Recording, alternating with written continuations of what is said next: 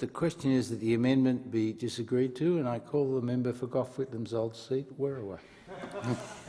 Thank you, Deputy Speaker, and I am very proud to be a representative for Werriwa. I rise to make my contribution on the Housing Australia Future Fund Bill 2023, the National Supply and Affordability Council Bill 2023 and Treasury Laws Amendments Housing Measures No. 1 Bill 2023. It's interesting, reflecting on the contributions of other members, just how often it has to be a Labor government who makes the decisions to ensure that citizens of this country are looked after and have housing as a right, because it is a human right for everyone in this country. Unfortunately, the constituents of Werriwa are acutely aware of the consequences of inaction by federal and state Liberal governments over the last 10 years and what that's meant to housing affordability and availability. Werriwa suburbs are often make the list of top 10 suburbs in New South Wales for mortgage and rental stress, and my friend, the member for Macarthur, unfortunately also has suburbs on those lists. That's why our community voted for an Albanese government's comprehensive housing plan at the election. And this bill is another tranche of policies to start the repair of the housing market and make housing available to all Australians. Australians deserve access to safe and affordable housing. We know that as cost of living pressures mount, Australians are being hit by increasing rents, growing mortgage rates, and many are struggling to buy a home. This has led to increased homelessness throughout the country. There are now approximately 116,000 Australians experiencing homelessness. According to a recent report by Launch Housing conducted by the University of New South Wales and the University of Queensland, those accessing specialist homelessness services has increased by 8% since 2017. The fastest growing groups accessing services are First Nations Australians and people with mental illness, that growing by over 20%. Housing affordability stress is increasingly becoming the reason why people are accessing homelessness services. The Albanese government understands how important it is to have affordable, suitable housing so people are safe and then they can access education and employment. To live without stress where they sleep is what happens next, is necessary to enjoy your life and live your life well. We have already implemented the regional first home buyer guarantee, which has helped more than 1,600 Australians into home ownership. We reached a landmark national housing accord with a shared ambition to build over 1 million well-located homes from 2024, with an additional $350 million of Commonwealth funding to deliver 10,000 affordable homes that will equally be matched by states. We widened the remit of the National Housing Infrastructure Facility that has up to $575 million available to invest in social and affordable housing.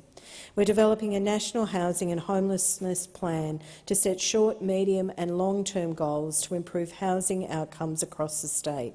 And we're implementing the Help to Buy program to help Australians into houses sooner. And we've only been in government 8 months. The Albanese government and the Minister for Housing understand the importance and need to move quickly to meet the challenges that housing affordability and availability crisis is having. These bills are the next step in this plan, because our government understands that a housing crisis is not just a social crisis, but it also has wide-ranging economic consequences. The more pressure in the housing market, the further away workers must move from their place of employment. The harder it becomes for businesses to hire and the less disposable income people have overall. And more importantly, it's less time they have with their families and in their communities, lowering their standard of living. It has serious ramifications for the Australian economy as well as the social fabric of our country.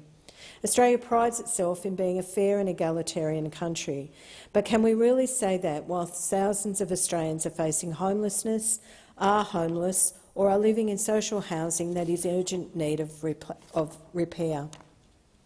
In my community, I constantly receive calls from constituents about long waiting lists for social housing. Social housing is there to support the most vulnerable, and both federal and state governments have a responsibility to support Australians in their most difficult times. But in South West Sydney, due to the limitations of state and federal governments, social housing waiting lists are up to 20 years long. That's 2 generations. Rentals are impossible to find, expensive and in disrepair. These bills are designed to deliver on that responsibility and to deliver on our 2022 election promises.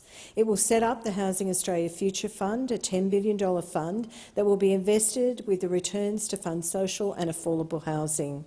These returns will help deliver our government's commitment to 30,000 new social and affordable housing in the first 5 years of its operation. 20,000 of which will be social housing, with 4,000 allocated for women and children fleeing domestic and family violence, as well as older women at risk of homelessness. The remaining 10,000 will be affordable housing for our frontline workers who work tirelessly and selflessly during the difficult past few years. The fund's returns will also provide $200 million over the next 5 years to address housing needs in remote and Indigenous community, and $1 million for crisis and transitional housing for women and children impacted by domestic violence. The fund will require to undergo a review every 5 years to assess the impact it's having on Australian housing needs. Australia is facing a huge challenge, and the Albanese government understands this.